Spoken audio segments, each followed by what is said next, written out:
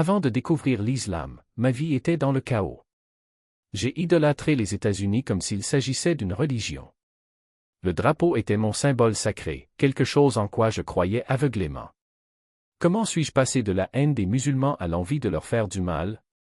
Je me souviens que j'étais allongé sur un lit d'hôpital, avec des fonctionnaires du ministère des Anciens Combattants venus discuter. Ils m'ont demandé ce que j'avais l'intention de faire après le service militaire. J'ai répondu, surpris, après? Je retourne en Irak. Ils ont insisté, mais vous avez fait votre temps. Vous avez fait votre part. Et moi, sans hésiter, je retourne tuer des musulmans. À l'époque, je les voyais partout chez Walmart, dans la rue et ça me dévorait intérieurement. Jusqu'au jour où quelque chose a cliqué. Je me suis arrêté et j'ai pensé, attendez. Quelque chose ne va pas ici. C'est à ce moment-là que j'ai réalisé que j'avais besoin d'un changement radical. Je ne supportais plus de vivre plongé dans cette noirceur, dans cette angoisse qui me hantait de l'aube au crépuscule, jusque dans mes rêves. J'ai décidé qu'il était temps de suivre l'islam. Assalamu alaikum, wa rahmatullahi wa barakatuh. Et le frère répondit, wa alaikum assalam. Comment vas-tu, mon frère? Je suis un menteur, ai-je avoué. C'est tout ce que je peux dire. Je suis un menteur. Il m'a demandé mon nom. Richard M. Sekini. Mais beaucoup de gens m'appellent Mac. Aujourd'hui, je vis à Rome City, dans l'Indiana, même si la plupart des gens qui connaissent mon histoire m'associent à Muncie, où j'ai vécu avant de déménager vers le nord. J'ai grandi dans la pauvreté, dans un quartier modeste de Cincinnati. À cette époque, nous dépendions de programmes sociaux, tels que les bons d'alimentation. L'un des souvenirs les plus mémorables de mon enfance a été ma participation à la déségrégation raciale. Il vivait dans un quartier majoritairement noir et était emmené en bus vers des écoles situées dans des quartiers plus riches, soi-disant meilleurs. Je ne sais pas s'ils l'étaient vraiment, mais c'est ce qu'ils ont dit. Malgré les difficultés, j'étais un enfant heureux. Je n'aimais pas vraiment la dynamique à la maison, car je vivais avec ma mère chez mes grands-parents. Mes grands-parents venaient de la campagne du Kentucky et grandir dans un quartier noir était source de tension. Mon grand-père, en particulier, avait une vision limitée de certaines personnes et la façon dont il en parlait me dérangeait. Dans cet environnement, il aurait été facile de devenir raciste, mais cela n'a jamais eu de sens pour moi. Mes amis étaient noirs, je jouais avec des enfants noirs, c'était mon monde. Les enfants ne voient pas les différences jusqu'à ce que quelqu'un leur apprenne à les voir. Malheureusement, nous ne devenons pas toujours plus sages en grandissant. La foi a toujours été une question compliquée pour moi. Je voulais croire en Dieu, mais parfois c'était difficile de tout comprendre. Au fil du temps, je me suis éloigné de la religion. Après avoir abandonné mes études secondaires, j'ai rejoint les marines. À cette époque, je n'avais pas de temps pour la honte, encore moins pour Dieu ou pour être une meilleure personne. Mes objectifs étaient différents. Votre famille était-elle religieuse? Pas exactement. Mes parents étaient divorcés. Ma mère était très attachée à la Bible, mais mon père ne recherchait que la richesse. Je ne connais pas tous les détails de leur histoire, s'il a payé ou non une pension alimentaire pour enfants, mais je sais qu'il s'en est bien sorti. Il était boucher et a fini par créer sa propre entreprise. J'ai du respect pour lui, car je sais d'où il vient, le même quartier pauvre où j'ai grandi. Mais je n'ai jamais admiré votre obsession pour l'argent. Il n'arrêtait pas de répéter, je dois gagner plus, je dois gagner plus. Je voulais aussi de l'argent, bien sûr. Quel adolescent ne veut pas de ça? Avec de l'argent, je pourrais sortir avec des filles, acheter une voiture, m'occuper de mon propre véhicule. À l'époque, je vivais avec lui, après avoir quitté la maison de ma mère à l'âge de 12 ans. Tout cela était à ma portée et cela me plaisait. Mais je n'ai jamais voulu que l'argent soit ma seule motivation. Nous avons besoin d'argent, certes, mais nous devons aussi savoir quand cela suffit. Je plaisante toujours en disant que je ne veux pas gagner à 6 chiffres, car si je gagne plus que cela, je finirai par payer des impôts et par me soucier de plus d'argent que ce dont j'ai réellement besoin. Aujourd'hui, je suis satisfait. Je suis un ancien combattant à la retraite, j'ai un emploi stable et je gagne suffisamment. Je vais bien comme ça. Ce n'est qu'au début de la vingtaine que j'ai commencé à entendre parler de l'islam. Jusque-là, je ne pensais même pas que cette religion existait. Mais étant militaire et vivant dans un monde globalisé, j'ai fini par entrer en contact avec d'autres cultures, et l'islam en faisait partie. À l'époque, je n'y prêtais pas beaucoup d'attention, car je n'étais pas religieux et je ne m'intéressais à rien qui ne me profitait pas directement. En fait, j'étais obsédé par les États-Unis. J'ai utilisé une comparaison, le drapeau était ma croix, une chose en laquelle je croyais de toutes mes forces. Le reste? Ah, ils font ça parce qu'ils viennent d'un autre pays, pas moi. C'est ce que je pensais, avec un certain mépris pour les autres cultures. Mais comment suis-je passé du « Vive l'Amérique » à l'envie de comprendre l'islam? Tout cela faisait partie du même processus. C'est précisément parce que j'idolâtre les États-Unis que j'ai fini par rencontrer des musulmans. Pendant la guerre, ils étaient considérés comme des ennemis de mon pays. Pas tous, bien sûr, mais il y avait un discours largement répandu selon lequel l'islam constituait une menace, en raison des actions de certains. J'ai donc commencé à étudier l'islam pour comprendre comment pensaient ces gens. C'était comme au football, on regarde les matchs de son adversaire pour voir comment il joue. Et c'est comme ça que tout a commencé. C'était comme un jeu. Et comme dans tout match, vous étudiez votre adversaire pour savoir comment le battre. C'est comme ça que j'ai commencé. Mais au fil du temps, cela s'est transformé en quelque chose de bien pire, la haine. Une haine qui grandissait en moi comme un organe supplémentaire, quelque chose qui me maintenait en vie, qui me donnait un but. Les gens me demandent: comment êtes-vous passé de la haine des musulmans à la volonté de leur faire du mal? Et c'est une bonne question. La haine ne vient pas de nulle part. Il se nourrit, se fortifie, s'enracine. Et la mienne grandissait, de jour en jour, comme une maladie que j'avais moi-même cultivée. Je vais raconter une histoire qui, selon qui l'écoute, peut sembler petite, mais c'est la meilleure façon d'expliquer à quel point elle m'a consumé. En Bosnie, j'avais un interprète. Une jeune femme d'un peu plus de 20 ans, musulmane non pas de pratique, mais de naissance. Je ne dirai pas grand-chose sur elle, parce que je ne veux pas que cela paraisse mal, mais c'était une fille douce et dévouée.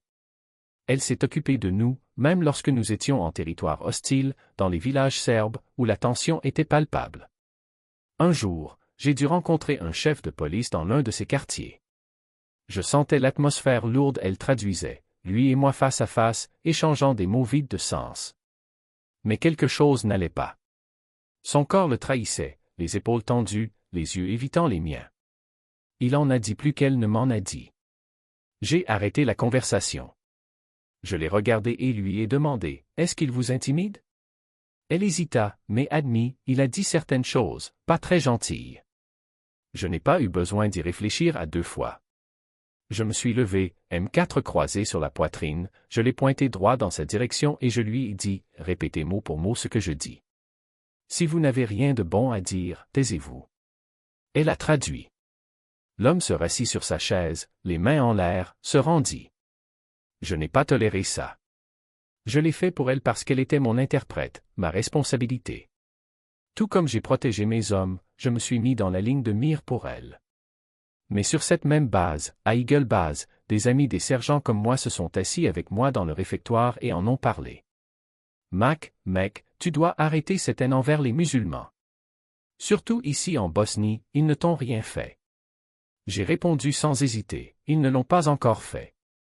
Mais elle doit encore y aller. Ils insistèrent. Mais tu aimes Sarah, n'est-ce pas? J'aime ça. C'est un type bien. Mais quand même, le moment venu, j'espère être là pour faire le travail moi-même. 9 mm à l'arrière de la tête. Pas de clignement des yeux. C'était de la haine. Pas pour une personne, mais pour une croyance. Sarah ne nous a jamais fait de mal. Au contraire, il a risqué sa vie pour nous à plusieurs reprises. Mais pour moi, elle n'en était qu'une de plus. Et la haine n'a fait que croître. Jusqu'à mon arrivée en Irak. Une explosion m'a mis hors combat. Il avait déjà servi plus de 20 ans, alors l'armée n'y a pas réfléchi à deux fois: il est temps de partir, soldat. Vous avez déjà donné ce que vous deviez donner. J'étais furieux. Je ne voulais pas partir. Allongé sur le lit d'hôpital, alors que les gars du VA me posaient des questions sur les plans après ma sortie, j'ai répondu sans ambages: je retourne en Irak. Ils ont trouvé cela étrange: vous avez déjà purgé votre peine. Certains n'ont pas eu cette chance. J'ai répondu: je sais. Mais je n'ai pas encore fini de tuer des musulmans. C'est la dernière chose que j'ai dite avant d'être renvoyé. Après cela, des médecins spéciaux sont apparus, ont posé des questions et la décision a été prise, j'étais absent. Mais pas avant de recevoir un chèque mensuel du VA maintenant en tant que personne handicapée. Et c'est alors que la colère a trouvé une nouvelle cible. Parce que soudain, ils étaient partout. Aux États-Unis. Dans les supermarchés. Dans les rues. À chaque coin de rue. Et ça me rongeait intérieurement. J'avais été entraîné à me battre, pas à vivre.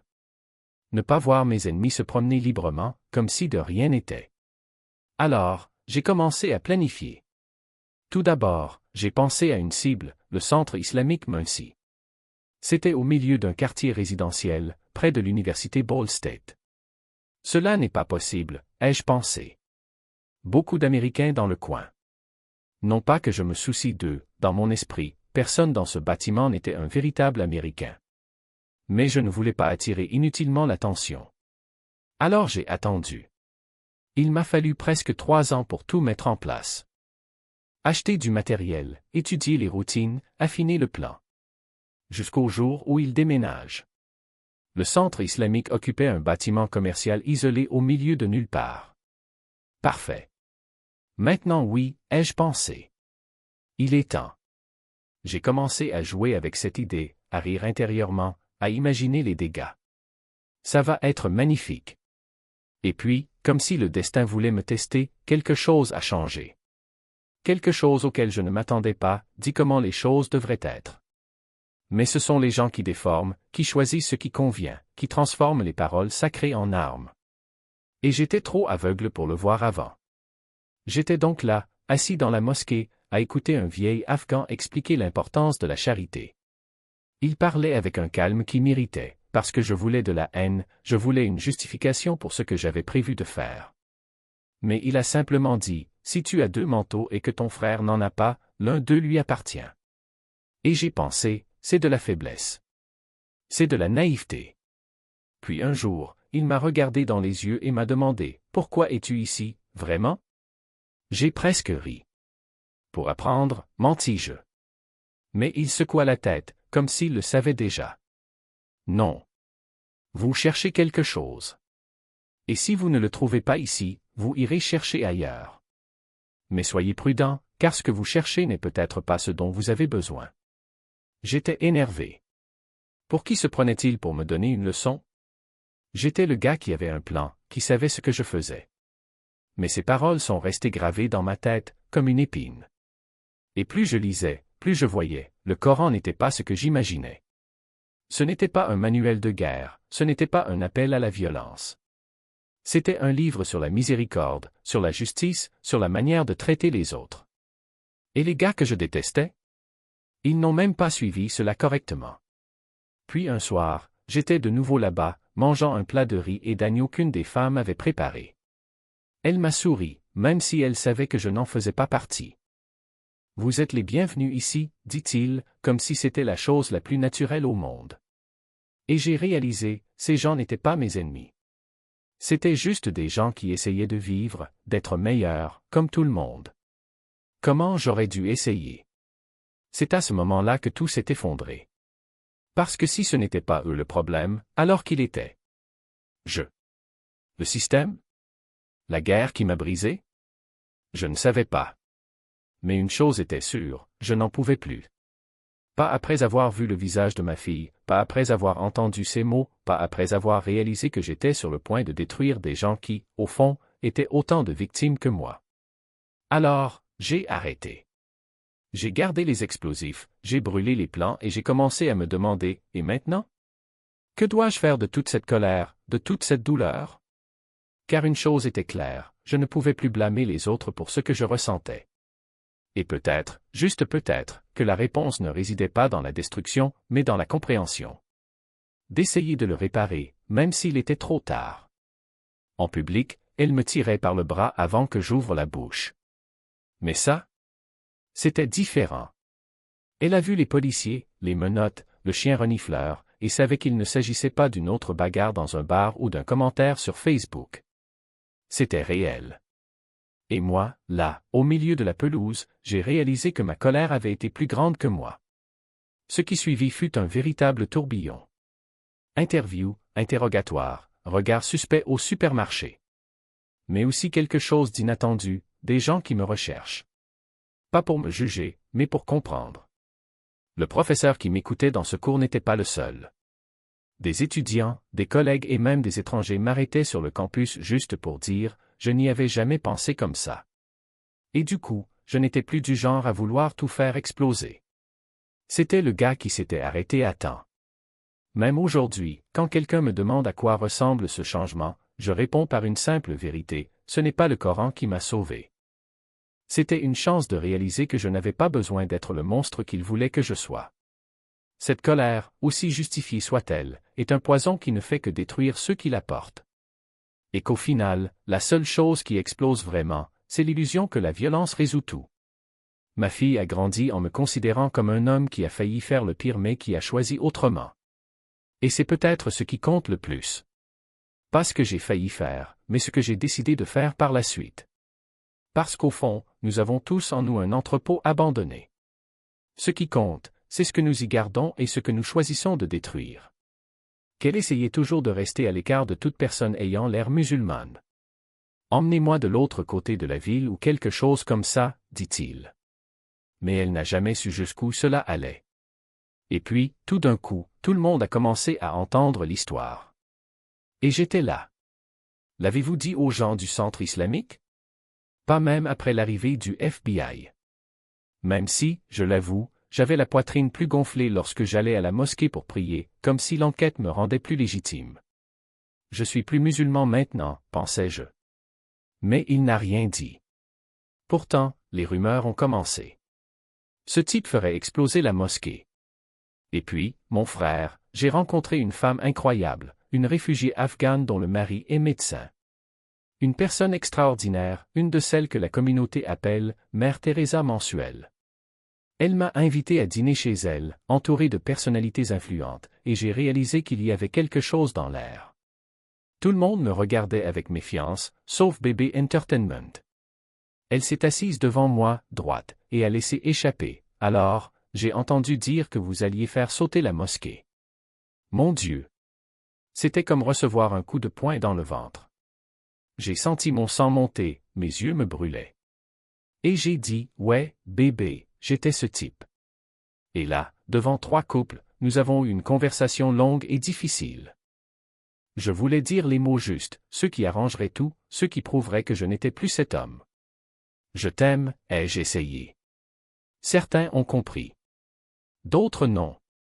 Aujourd'hui encore, certains croient que je suis infiltré, que je suis un agent infiltré du FBI.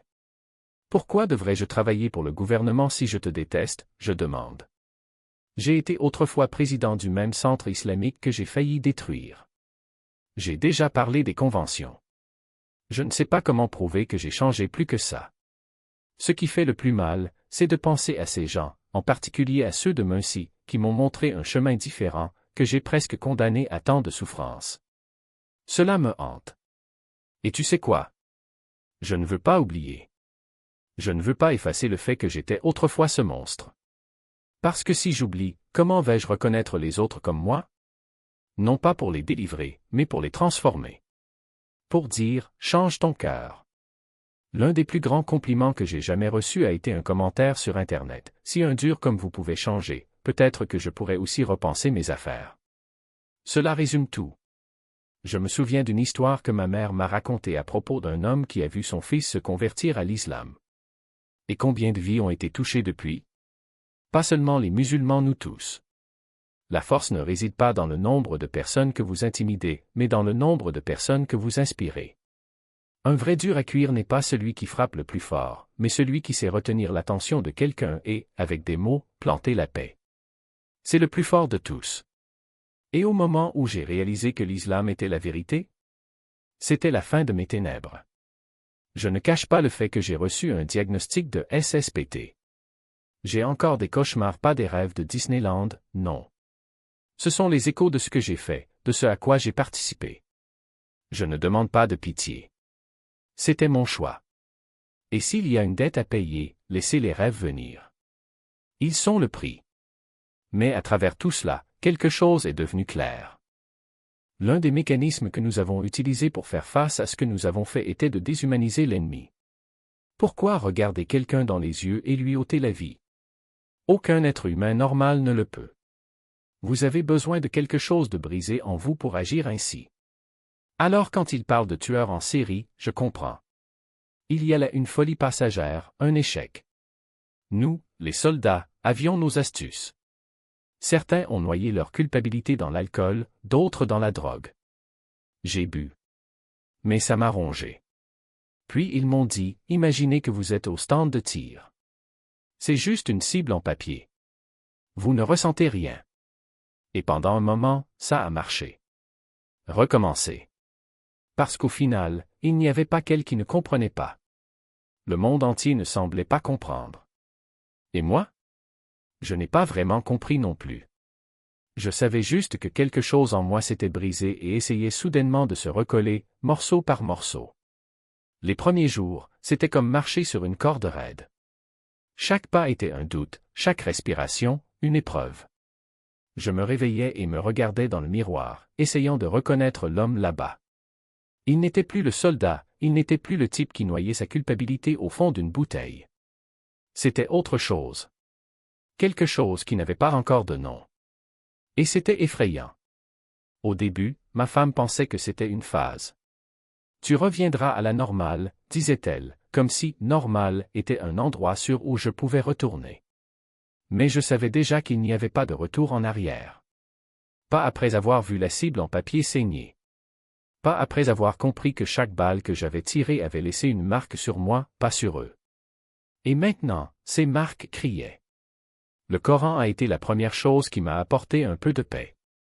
Non pas parce que les mots étaient magiques, mais parce qu'ils m'ont forcé à m'arrêter. Respiration. Pensée.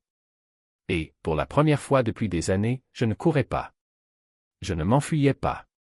J'étais là, immobile, essayant de comprendre ce que signifiait être à nouveau humain.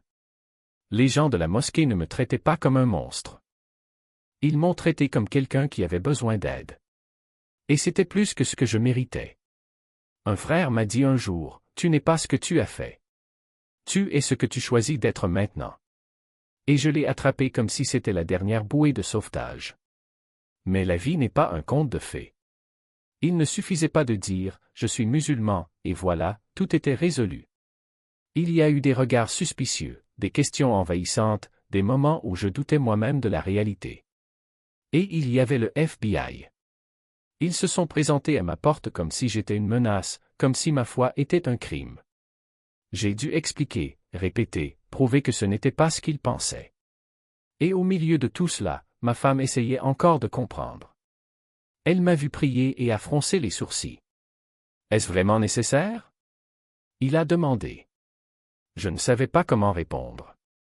Comment expliquer que, pour moi, ce n'était pas une obligation, mais une nécessité? Que chaque mot que je prononçais en arabe était à un pas de l'homme que j'avais été. Et puis est arrivé le jour où elle m'a vu pleurer. Ce n'était pas un cri de faiblesse, mais de soulagement. De quelque chose qui convenait enfin. Elle resta silencieuse, observant, puis me serra dans ses bras. Je n'ai rien dit. Ce n'était pas nécessaire. Parfois, le silence est la seule réponse logique. Il y a eu encore des jours difficiles. Des jours où l'obscurité revenait, des jours où je me demandais si j'avais fait le bon choix.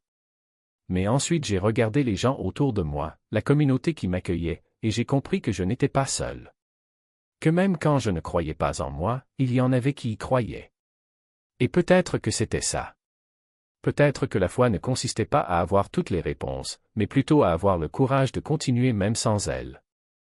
Accepter que le chemin n'est pas droit, qu'il y a des courbes, des trous, des détours.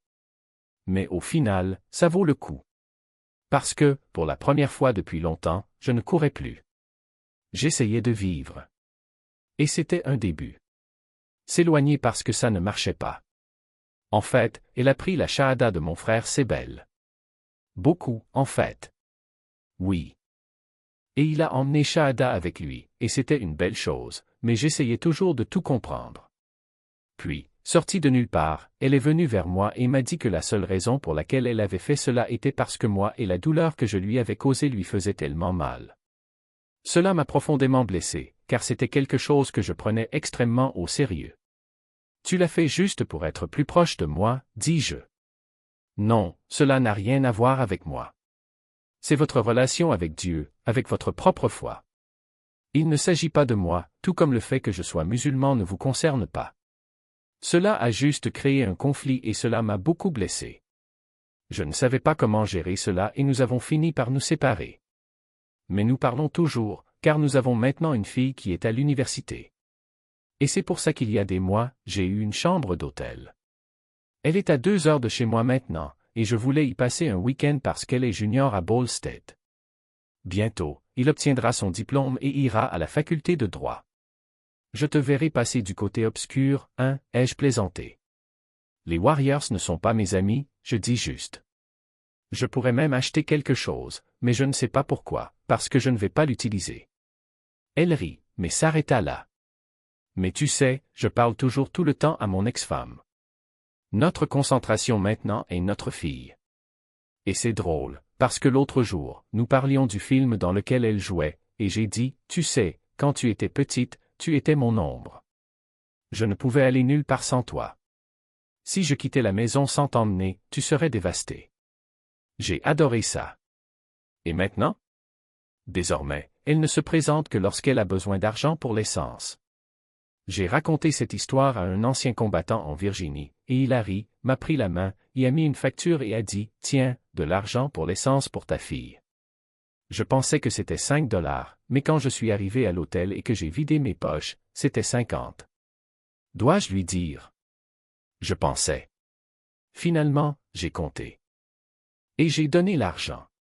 Mais revenons en arrière, quel a été le plus grand défi après être devenu musulman? Techniquement, j'étais toujours dans l'armée. Et c'était difficile, car j'ai commencé à être observé différemment. C'est à ce moment-là que j'ai développé une peau plus épaisse. Aujourd'hui, je dis aux gens qu'ils ne peuvent plus me faire de mal, parce que j'ai vécu tellement de choses que plus rien ne peut m'ébranler. J'étais perçu différemment par mes collègues militaires à cause de ma religion. Personne ne savait grand-chose sur l'islam, et quand je suis allé chercher mes nouvelles plaques d'identité, celle avec préférence religieuse, la mienne a dit « aucune préférence », ce qui signifiait essentiellement que vous ne vous en souciez pas. Mais je m'en souciais. Parce qu'on ne sait jamais ce qui pourrait arriver. J'aimerais que si quelque chose m'arrivait, il soit écrit « musulman » dessus. Je suis allé chez le spécialiste qui a fait les plaques d'identité.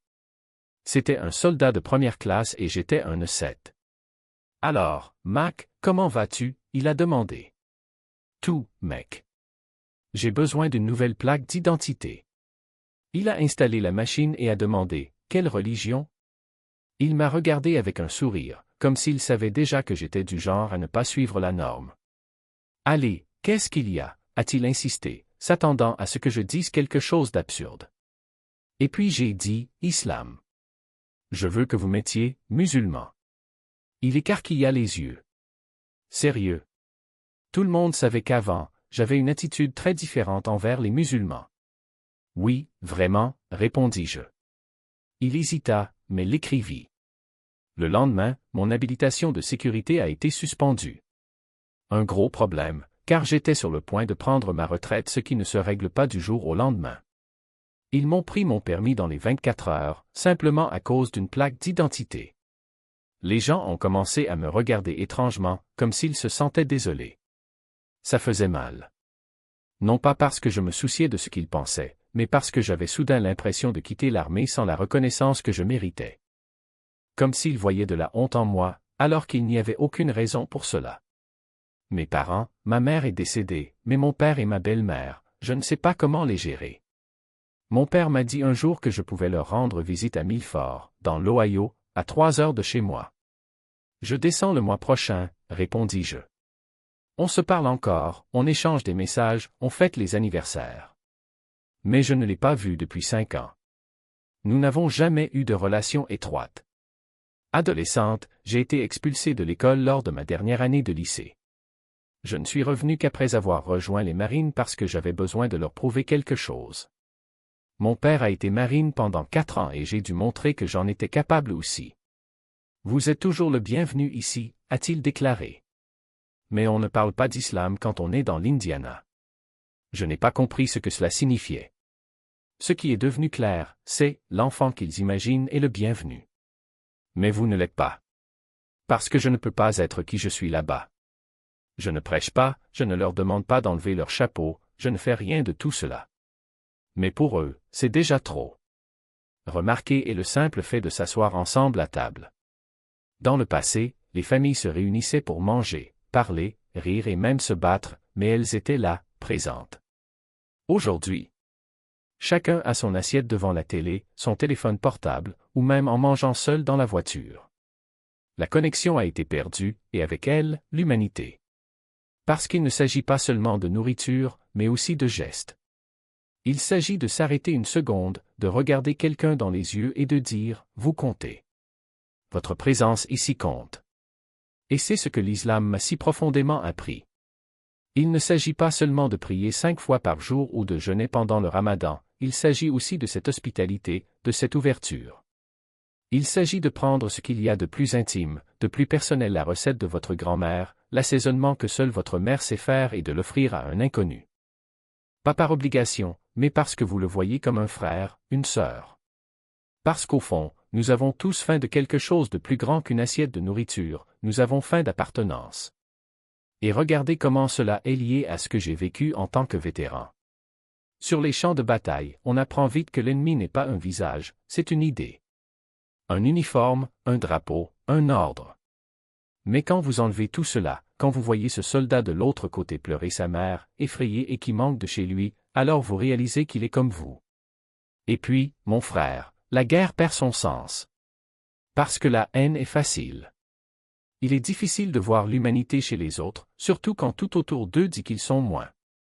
Et c'est pourquoi je parle tant de sortir de la bulle. Parce que la bulle est un poison lent. Cela vous dit que vous avez raison, que les autres ont tort et que vous n'avez pas besoin de changer. Mais la vérité est que la bulle vous affaiblit. Cela vous laisse petit, craintif, incapable de voir au-delà de votre propre nez. Et un pays plein de bulles est un pays fragile, divisé, prêt à s'effondrer dès la première crise. J'ai vu cela se produire. J'ai vu des hommes durs, entraînés à tuer, pleurer lorsqu'ils réalisaient que l'ennemi, qu'ils avaient détesté toute leur vie, n'était qu'un père de famille essayant de survivre. J'ai vu des soldats revenir d'Irak ou d'Afghanistan et se rendre compte que le véritable combat n'était pas là-bas, mais ici, à l'intérieur d'eux-mêmes, dans leur propre esprit. Et c'est là que le changement commence. Pas avec des discours, pas avec des lois, mais avec une poignée de main, une assiette de nourriture, un regard qui dit « Je te vois ». Mon fils bébé comprend cela mieux que quiconque. Il a grandi dans ce monde de division, d'étiquettes, de « nous contre eux ». Mais il a choisi différemment. Il a choisi de s'asseoir à table, d'écouter, d'apprendre. Et c'est ce que je souhaite transmettre. Il ne s'agit pas de convertir qui que ce soit, ni de changer le monde d'un seul coup. Il s'agit d'abord de se changer soi-même. Il s'agit de remettre en question ses propres certitudes, ses propres préjugés. Il s'agit d'avoir le courage de dire « peut-être que j'ai tort ». Parce qu'en fin de compte, la seule chose qui compte vraiment est la façon dont vous traitez les gens. Si vous pouvez regarder quelqu'un qui pense différemment, qui croit différemment, qui vit différemment et néanmoins trouver un moyen de le respecter, de l'écouter, de lui offrir un morceau de votre pain, alors vous avez déjà gagné la guerre la plus importante. La guerre contre la haine. Et c'est pourquoi je continue de parler. Parce que si un gars comme moi, qui a tellement détesté, qui a été tellement détesté, peut trouver un moyen, alors tout le monde peut le faire. N'importe qui. Je le veux juste. Ayez simplement l'humilité d'admettre que vous ne savez pas tout. Il faut juste avoir le courage de faire le premier pas hors de la bulle. Parce qu'au final, nous ne sommes pas si différents. Nous saignons tous rouge. Nous avons tous peur. Nous voulons tous être aimés. Et si nous pouvions nous en souvenir chaque jour, mon Dieu, à quel point le monde serait différent. C'est passé inaperçu, mec. Ce n'était que des trottoirs. Ils ont disparu. Et ça en dit long, n'est-ce pas? Dans les années 70, vous aviez votre famille, votre mère qui s'occupait de la maison, votre père apportant le soutien. Le petit Jimmy rentrait de l'école, montait sur son vélo, et toi et ta mère descendiez le trottoir pour dire bonjour aux voisins. Mon point est le suivant, nous nous connaissions. Nous avons parlé. Aujourd'hui, Nous ne savons même pas qui habite à côté. Il n'y a pas de trottoir. Il n'y a aucun lien. Vous sortez dans la rue dans un quartier résidentiel à moins qu'il ne s'agisse d'une toute nouvelle copropriété et vous ne trouverez probablement pas de trottoir. Parce que nous ne nous soucions que de ce qui se trouve entre nos murs. Avec ce qu'il y a à l'intérieur de notre clôture. Et l'attitude de beaucoup de gens est « cela ne me concerne pas ». Et je dis, c'est une réponse valable, parce qu'en fait, ça ne dit pas. Jusqu'au jour où tu dis. Vous vous souvenez de ce jour à New York? 2 heures de l'après-midi. 2 avions ont traversé 2 tours. Jusque-là, cela ne vous concernait pas. Jusqu'à ce qu'il commence à dire. Alors répondez-moi, que se passe-t-il à l'autre bout du monde qui, aujourd'hui, ne vous concerne pas encore, mais que demain vous pourrez deviner? Car l'un de nos plus gros défauts est précisément celui-ci, nous ne connaissons pas nos voisins. Nous n'échangeons pas un mot avec ceux qui habitent à côté de chez nous. Et puis nous transformons quelque chose de si petit, un trottoir, une salutation, en quelque chose d'énorme, la déconnexion qui nous affaiblit.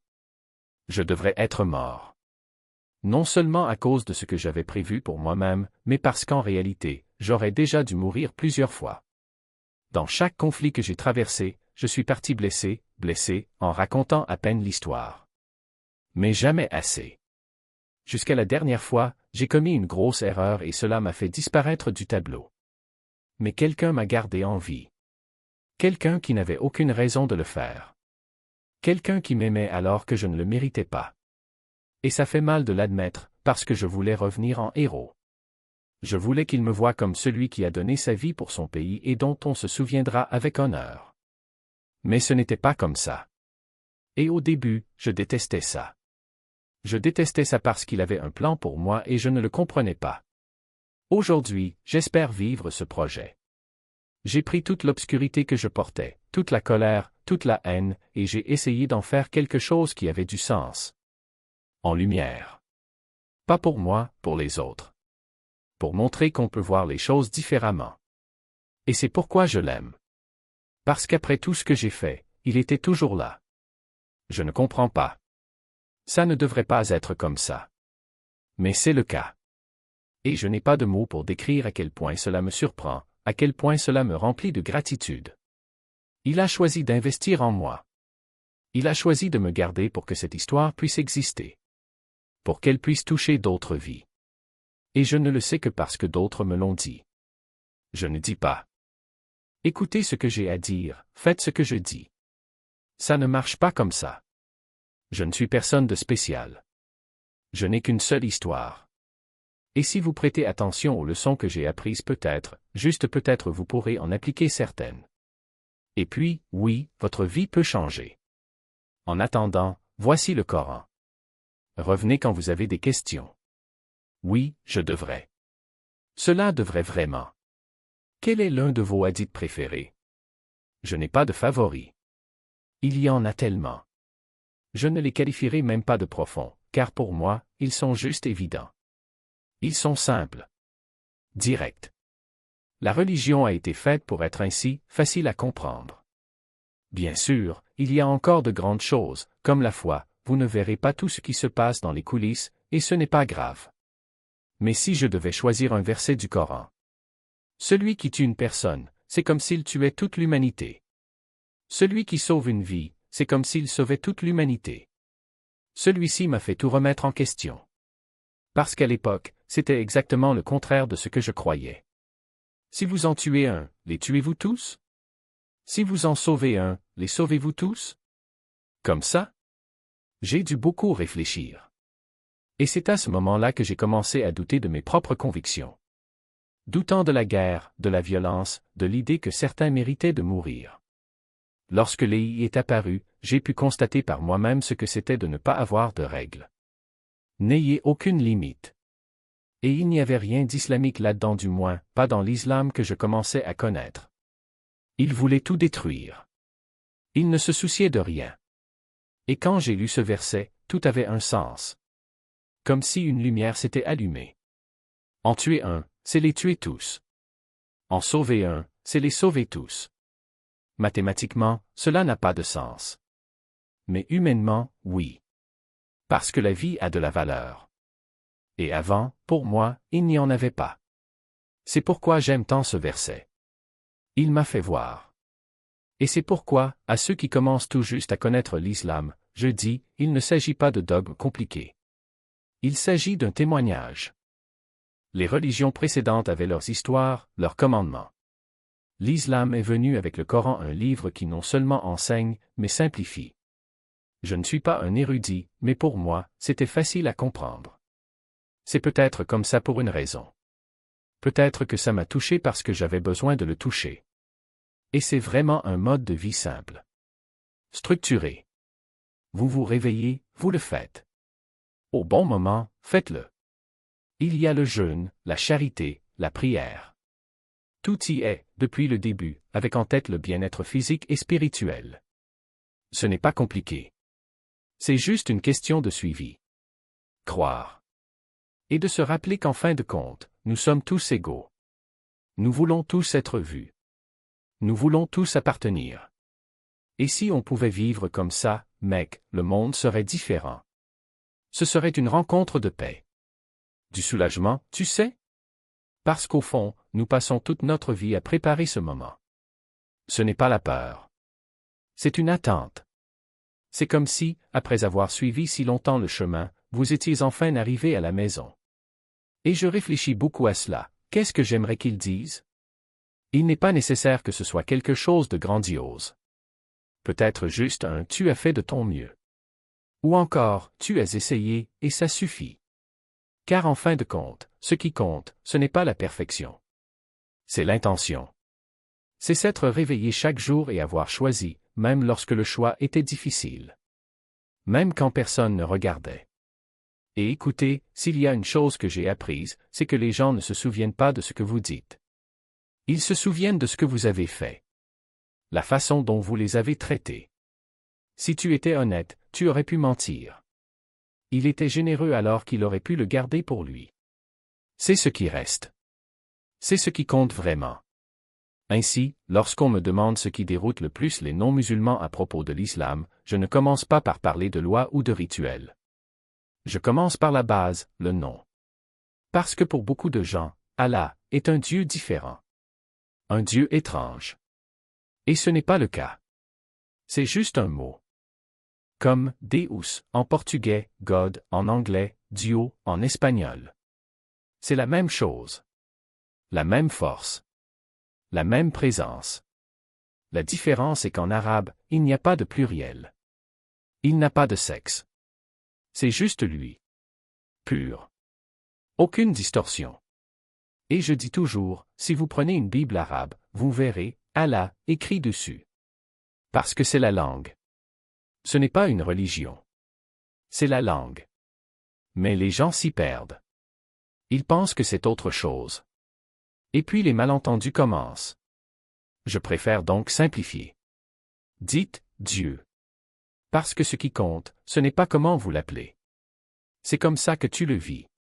Maintenant, si je pouvais poser une question au prophète Mohammed, que la paix soit sur lui, elle ne porterait pas sur la théologie. Ce ne serait pas une question de stratégie. Ce serait à peu près au moment où il verrait l'ange pour la première fois. Comment c'était? Qu'avez-vous ressenti? Parce que, écoute, je n'ai jamais vu d'ange. Je ne sais pas s'ils sont beaux, s'ils font peur, s'ils ont des ailes ou s'ils sont juste légers. Mais je voulais savoir ce que ça faisait de recevoir un message comme celui-là. Direct. Pas de filtre. Qu'est-ce que ça fait de savoir que l'on n'est pas seul au monde? Et à propos du jour du jugement. J'espère que c'est juste. Qu'il soit miséricordieux. Puisse-t-il regarder chacun de nous et voir non seulement les erreurs, mais aussi les tentatives. Les chutes et les nouveaux départs. Parce que c'est ça la vie, beaucoup de nouveaux départs. Et j'espère qu'à la fin, il sourira et dira, vous n'avez pas abandonné. Et cela en dit long. Mais vous savez, je pense aussi qu'il a le sens de l'humour. Parce que, s'il n'y en avait pas, comment expliqueriez-vous certaines choses qui arrivent dans la vie? Parfois, nous levons les yeux et pensons, vous vous moquez de moi, n'est-ce pas? Et puis, au moment où on s'y attend le moins, les choses se mettent en place. Ou du moins, ils ont du sens. Alors oui, j'aime penser qu'il se moque de nos dégâts. Qu'il comprend nos faiblesses. Parce qu'en fin de compte, il nous a créés de cette façon. Imparfait. Mais avec la possibilité d'être meilleur. Et c'est tout. C'est simple. C'est croire. C'est essayant. C'est se rappeler que, quoi qu'il arrive, nous ne sommes jamais seuls.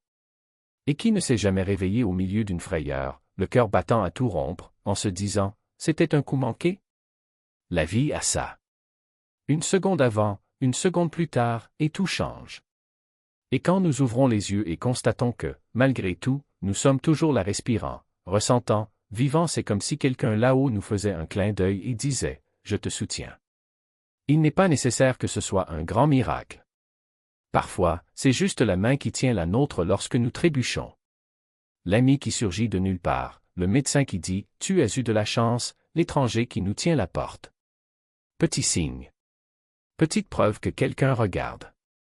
Et ce n'est pas un hasard. C'est prudent.